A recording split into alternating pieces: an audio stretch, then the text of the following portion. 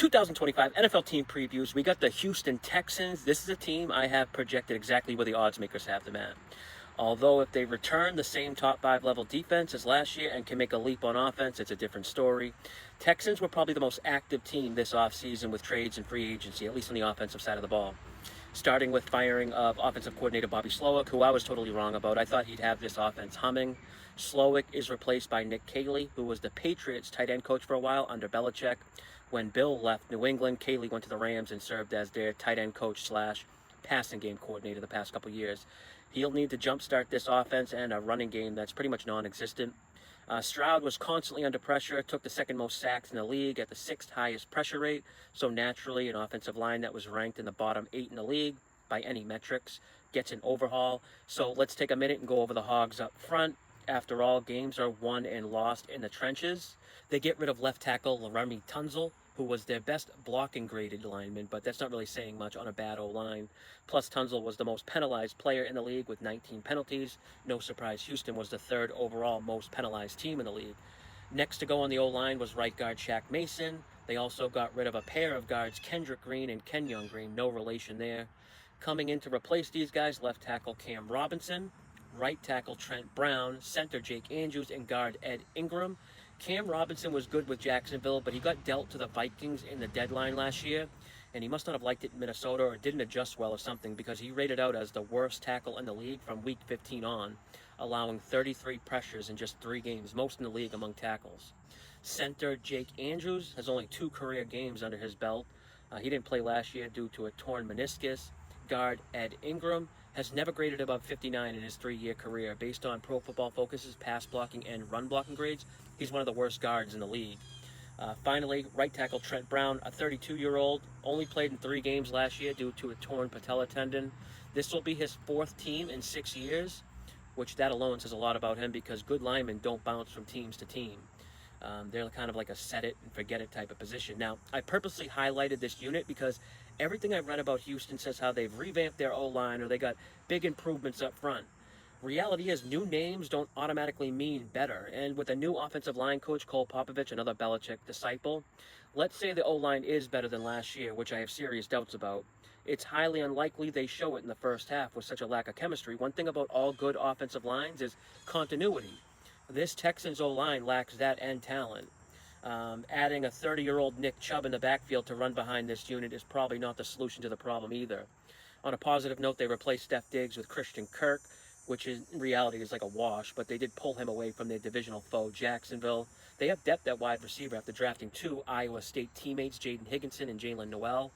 Ideally, one of those guys breaks out at one point last year. This Houston wide receiver group, looked elite, one of the best in the league, and it's crazy how 1 year can make such a big difference.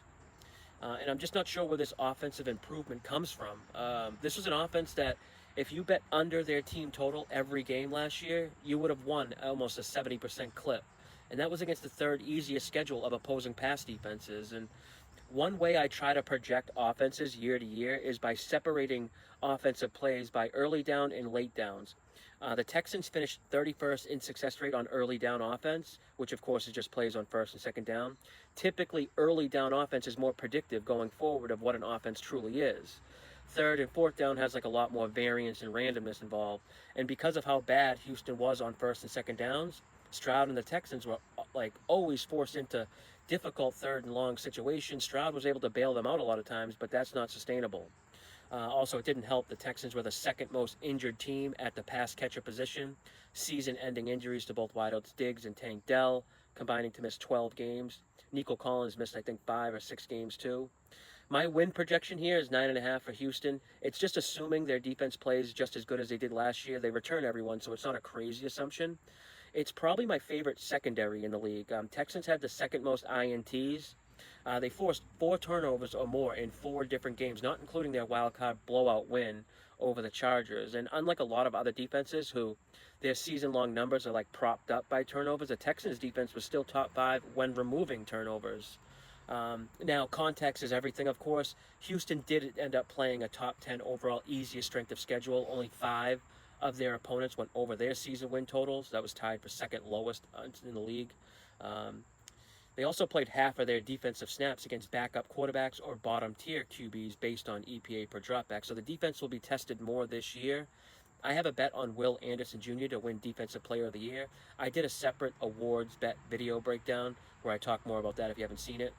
And, I recorded this Texans preview yesterday and the audio was messed up. So I'm re-recording it again today. And literally as I'm recording this, going across my ticker, I'm seeing that C.J. Gardner-Johnson got carted off in practice with what looks like a serious injury. That definitely hurts there. So this season I have the Texans playing a league average strength of opponent, mostly because they play in the weaker AFC South division, but I do have it slightly easier than average, just due to them playing 3 Sunday 1 p.m. games against San Fran, Denver, and Arizona, who are obviously Western time zone or Mountain time zone opponents, who they historically struggle in those 1 p.m. games on the East Coast, which is a good spot to look for when fading West Coast teams traveling east for those 1 p.m. games. The natural body clock is like 10 a.m. Even though this is known by the smart people working at the sports books, it's just and it's often priced in. It's still worth being aware of. With this defense in such a weak division, it probably gives them another double-digit win season, although predicting defensive performance year to year is much more unstable than it is with the offense. I do think Stroud keeps improving, but I think this O-line will be worse than it was last year. Best case, the same. There's no upside, in my opinion, with this team, and feels like their ceiling is just getting over their win total. We must be halfway through these team previews now, right? I don't know what number we're on. I just know the letter I is up next, and that means the Naptown Colts are up next. Be on the lookout for that one. Until then, good luck with your bets.